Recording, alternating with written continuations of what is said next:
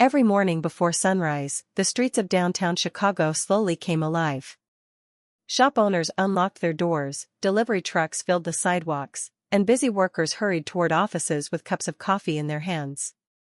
Sitting quietly outside Miller's grocery store was an old man everyone simply called Mr. Ben. He wore the same worn-out coat every winter, the same faded baseball cap, and beside him sat an old paper cup that rarely held more than a few dollars.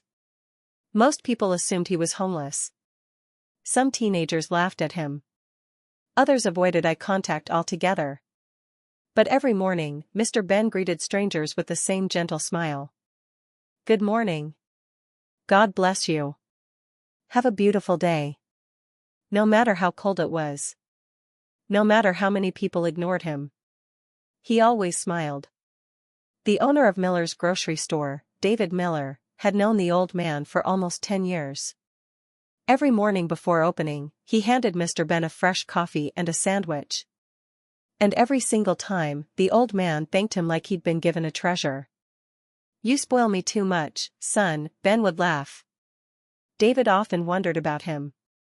Mr. Ben never asked for money. Never begged. Never complained.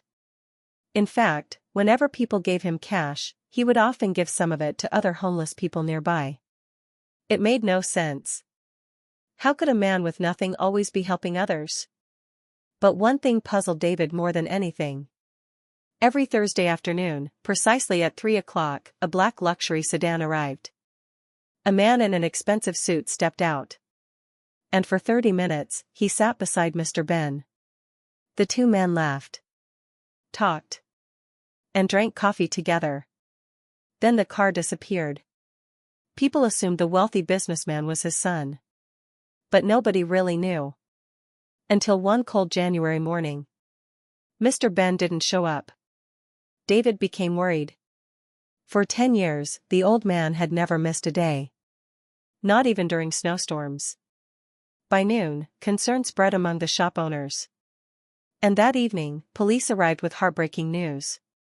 Mr. Ben had passed away peacefully in his sleep. He was 82 years old. David sat in silence. It felt strange. How could someone who owned nothing leave behind so many broken hearts?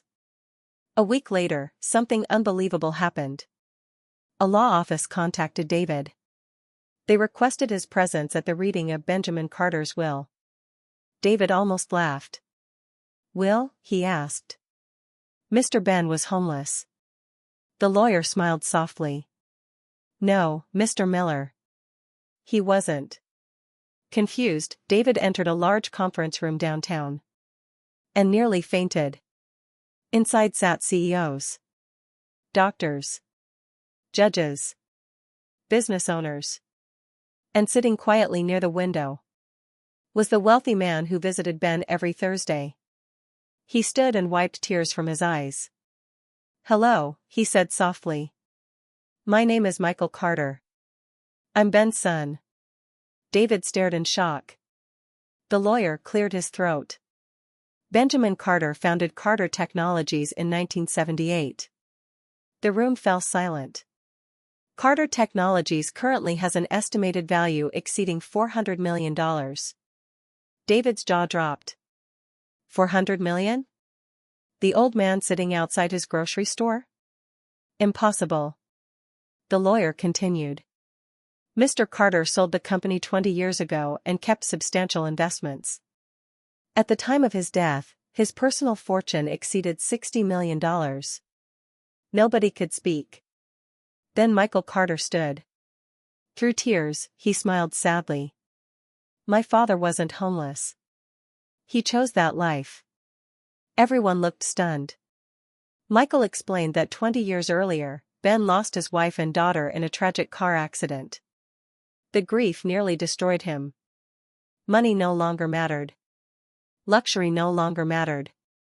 And after years of depression, Ben dedicated the rest of his life to understanding ordinary people and helping strangers quietly. He lived in a modest apartment nearby. But every morning, he sat outside the grocery store because it reminded him of simpler times. Because according to Ben, people reveal their hearts when they think you have nothing. The lawyer then opened the final letter. It was addressed to everyone in the room. And as he read it aloud, tears began falling. If you're hearing this, then I've gone home to my girls. I hope nobody remembers how much money I had. I hope they remember my smile. I hope they remember that kindness costs nothing. And I hope they understand something I learned too late. Money can buy comfort. But love, friendship, and compassion are life's greatest riches. Then came the biggest surprise. Benjamin Carter had left $50 million to charity. $10 million to children's hospitals. $5 million to homeless shelters.